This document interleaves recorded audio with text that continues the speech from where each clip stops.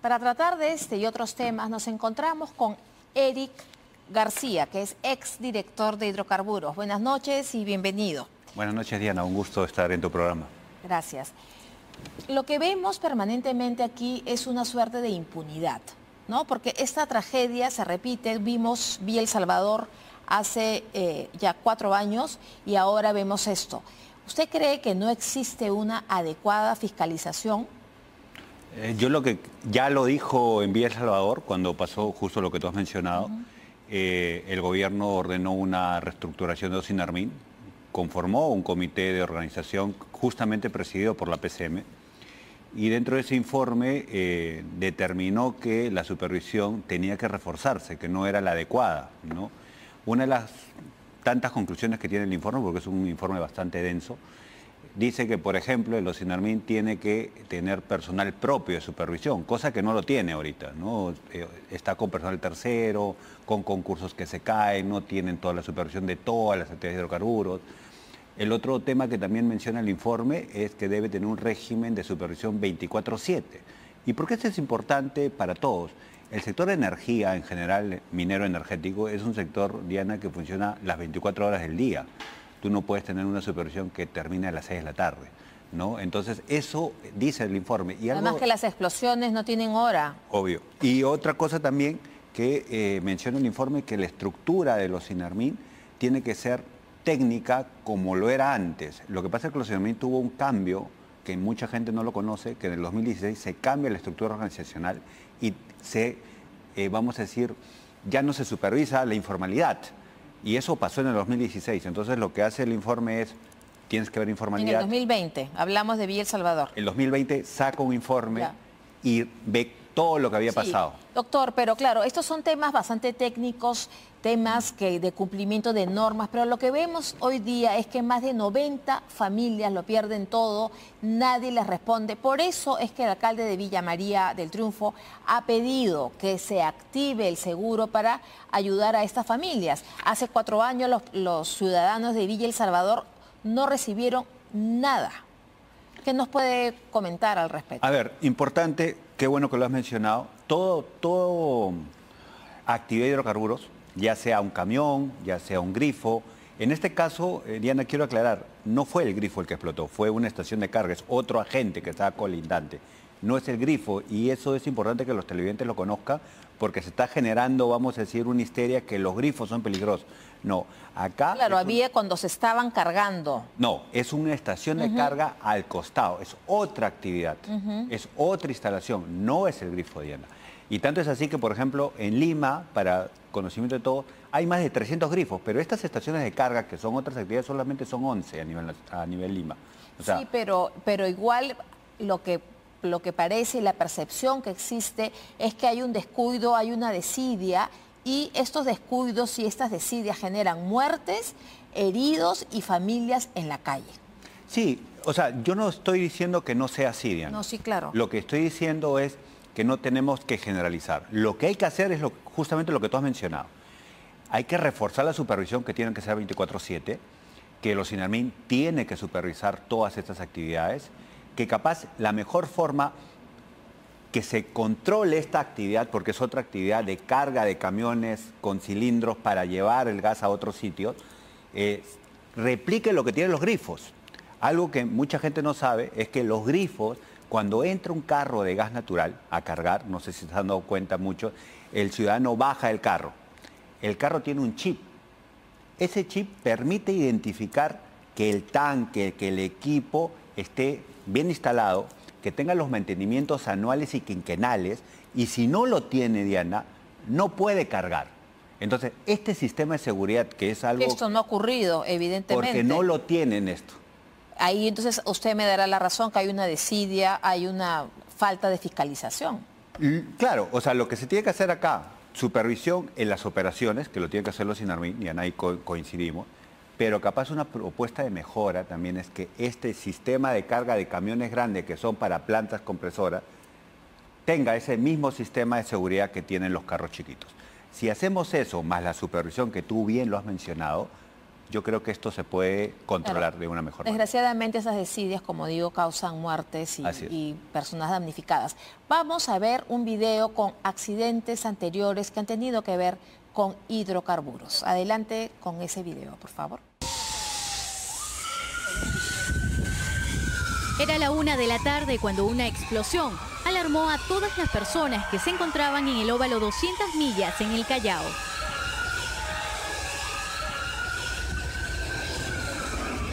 Balones de gas volaron a casi 100 metros de este grifo, paredes rotas, surtidores dañados y lo peor, una vida perdida.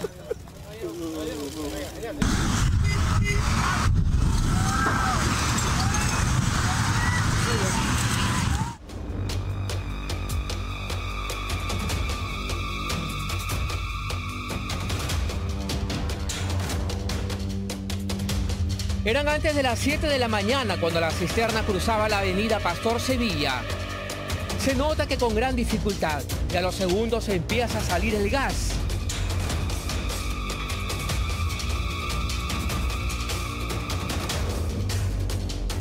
El GLP se empezó a expandir al punto que los testigos empezaron a grabar, incluso desde varios ángulos.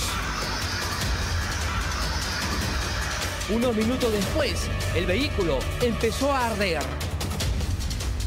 El gas se había expandido en línea recta hacia la avenida Villa del Mar por unos 400 metros. Lo que pasó es que a lo largo del camino, para mala suerte, se prendió un vehículo station wagon. Ya, estábamos viendo ahí el video correspondiente a Villa El Salvador, que es la deflagración, que fue una tragedia, que fue en enero del año 2020.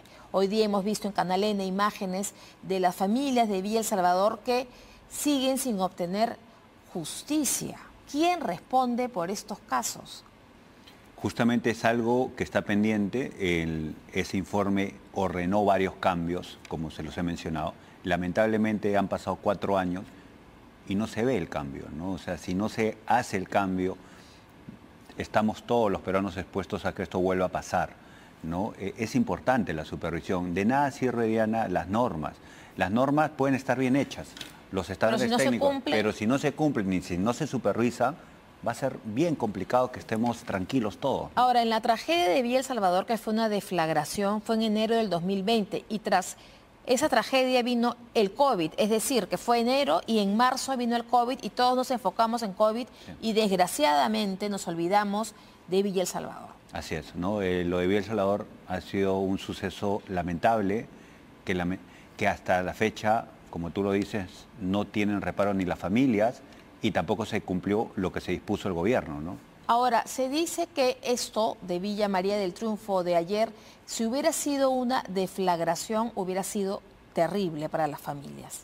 ¿Cuál ha sido la diferencia entre lo que ocurrió en Villa El Salvador en enero del 2020 y lo que ha ocurrido ayer en Villa María del Triunfo? La principal diferencia es que la deflagración es una combustión, hay llama y arde, entonces la mayoría de personas afectadas tuvieron quemaduras y por eso hubo la alta cantidad de fallecidos.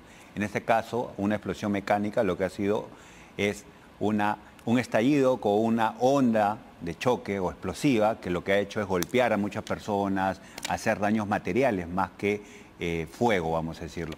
Y eso también se debe a que lo de Villa El Salvador fue GLP y acá ha sido gas natural. Dentro de los dos combustibles, el gas natural de una u otra manera es más seguro porque no llegó a esparcirse, sino se fue al cielo porque pesaba menos que el aire. Claro, ¿no? Sería terrible que nos acostumbremos a estas tragedias, pero sin embargo vivimos de comunicados en comunicados. Hoy día, por ejemplo, Ocinermir ya saca un tercer comunicado y explica y dice que recuerda a la ciudadanía que tiene a su disposición la línea gratuita, que el martes 21, que el presidente de Ocinermir participó con las autoridades del Ejecutivo, etcétera. Nos cuenta lo que ya sabemos, ¿no? Ocinermir. Y luego también tenemos que el Grupo Espinosa, del Grifo, ¿qué dice el Grupo Espinosa? Entre otras cosas, que tienen un profundo pesar con lo sucedido y extiende sus condolencias a la familia de Carlos Enrique Flores Rebollar, de apenas 32 años, que ha fallecido.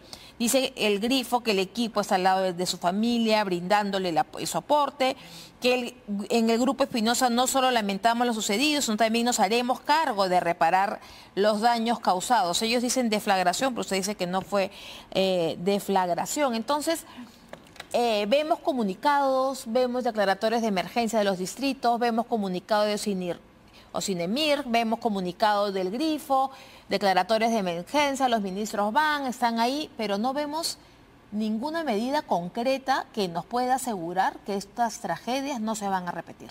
Ahí, Diana, la única forma que esto no se vuelva a repetir es que la PCM, que está a cargo de los Sinarmín, que hizo el informe de organización del 2020, tome cartas en el asunto e implemente el informe. Algo que mucha gente no sabe es que los Sinarmín durante muchos años fue un ente técnico, en donde la mayoría de personal, como ya saben, tienen que ser técnicos, porque son ingenieros, tienen que ver supervisión, tienen que ver tarifa. Ahora, con este tema del tránsito a la ley de Servir, lo que se ha mencionado es que en el esquema de Servir, el 25% solo pueden ser técnicos y el 75% deben ser administrativos. Cosa que eso no aplica por un organismo técnico. Claro, como porque eso, claro, entonces, supervisión. Yo creo que es una buena oportunidad para que el Premier vea este informe, dé los recursos, haga la reestructuración y que todos los peruanos podamos sentirnos tranquilos de que ese organismo tiene la capacidad para ir 24/7 a atender cualquier cosa. Y algo importante, tú has mencionado algo, no es después de. Exacto, la supervisión es ex antes. Ver, por ejemplo, en esos cilindros, si se usa el mantenimiento, quién lo hizo, cuándo se vence, cómo cargan, o sea, todas esas cosas son ex antes, no después. Pero todas estas cosas están, o sea, hay unas normas, unos protocolos que no se vienen cumpliendo. ¿Qué nos asegura, desgraciadamente, que usted, estoy de acuerdo, que tiene que haber una reestructuración, que la presidencia del Consejo de Ministros tiene que hacerse cargo, que tiene que haber todo un cambio, pero todo en el papel? ¿Qué nos asegura que ahora sí podría ser distinto? Yo te digo algo y qué bueno que lo hayas preguntado. ¿Cómo manejan otros países esto? ¿Okay? 2, el organismo es ex antes, pero no tiene multas de dinero. Simple y llanamente lo clausura y se acabó. ¿Y eso qué hace? Antes que exista un accidente, si tú tienes una falta grave que tú ves que no estás esperando el accidente. No estás esperando el accidente y lo cierran, ya definitivamente. Entonces, ¿eso qué hace? Hace una señal al operador también de la estación de carga o cualquier actividad de hidrocarburos que dice, mejor me porto bien porque los Sinarmín no me va a multar, me va a cerrar. Claro, es diferente. Sí, hoy día en la conferencia de prensa el ministro Gustavo Adriancén, el primer ministro, dijo, se cancela, se cierra definitivamente. Claro, se cierra porque ya la tragedia ha ocurrido. Pero no solamente usted hace bien en mencionar el tema de las multas, también nadie está en la cárcel por los muertos, por ejemplo, de Villa El Salvador. Eso no sería una sanción para que los otros miren y digan, bueno, yo puedo terminar preso si ocurre esto, ¿no? Eso es lo que se debería hacer en el Perú. En otros países sí tienen la responsabilidad solidaria, los gerentes, vamos a decir, de las empresas. Es un mecanismo que se podría implementar y algo solamente de la clausura del Grifo.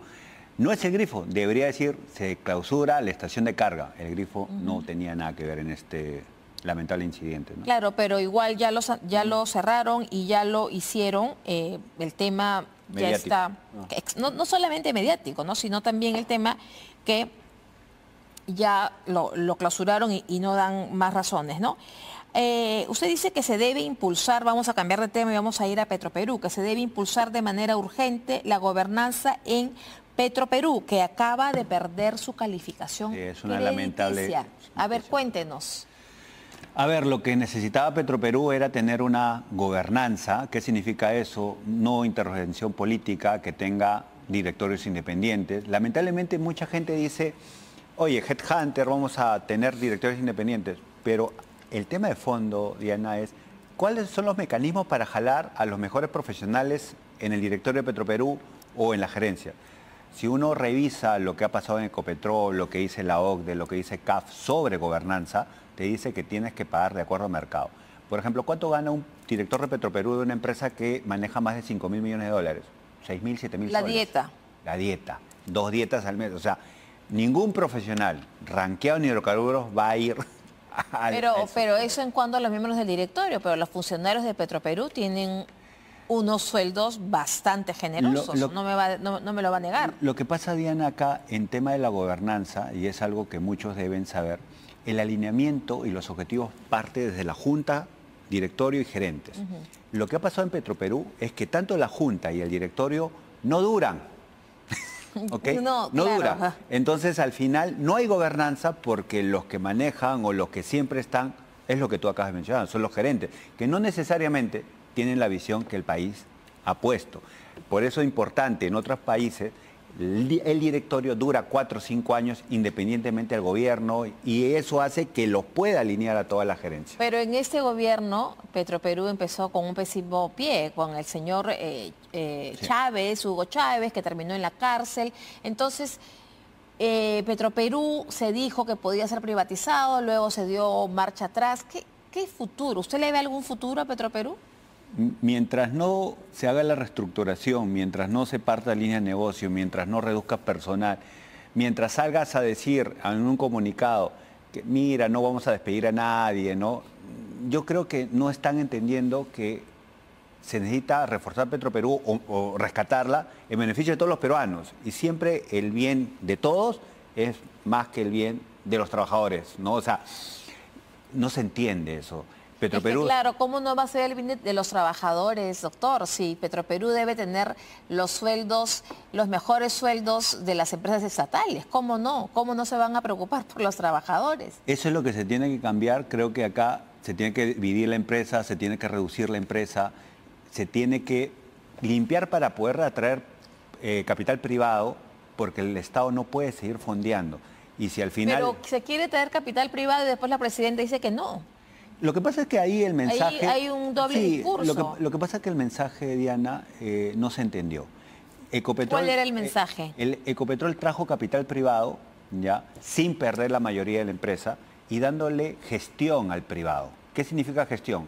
Asientos en el directorio, gerencias estratégicas, tipo recursos humanos, tipo finanzas. Entonces, el privado con menor participación controlaba las decisiones estratégicas de la empresa. ¿Y eso qué hizo? Que Ecopetrol crezca. También redujo personal Ecopetrol. Acá no. Cuando alguien dice privado, mucha gente, aprovechando la coyuntura, privatización, nos quiere quitar, no, hay que nacionalizar. Y se pierde el foco. Y salen los trabajadores. Es una empresa, por ejemplo, que tiene más trabajadores que ENAP y ENAP produce 6, 7 veces más. Entonces, imagínese. Yo creo que no se entiende el problema de fondo. Cuando usted habla en 2 palabras o brevemente para que los que nos están viendo logren entenderlo claramente, cuando usted habla de reestructurar Petroperú, ¿exactamente a qué se refiere? Porque hay tratados, estudios, etcétera, pero concretamente y para que entiendan los televidentes, ¿a qué se refiere? La reestructuración de Petroperú ahorita es una sola empresa en donde todas las actividades están en una sola empresa. La reestructuración que debería hacer son líneas de negocio. Por ejemplo, una línea de negocio con una subsidiaria que solo sea refinación, otra que solo sea almacenamiento, otra que solo sea comercialización. El oleoducto tiene que salir de Petroperú. ¿Por qué? ¿Y a dónde? ¿Quién lo manejaría? Perú Petro. ¿Por qué? Porque el oleoducto es un activo crítico y sí es importante para el país, para las inversiones de la selva, que no están todas a cargo de Petroperú. Entonces puede ser con las regalías, Perú Petro fondearlo, que lo maneja un privado y que de una otra manera sea un incentivo para atraer inversiones al upstream de la selva.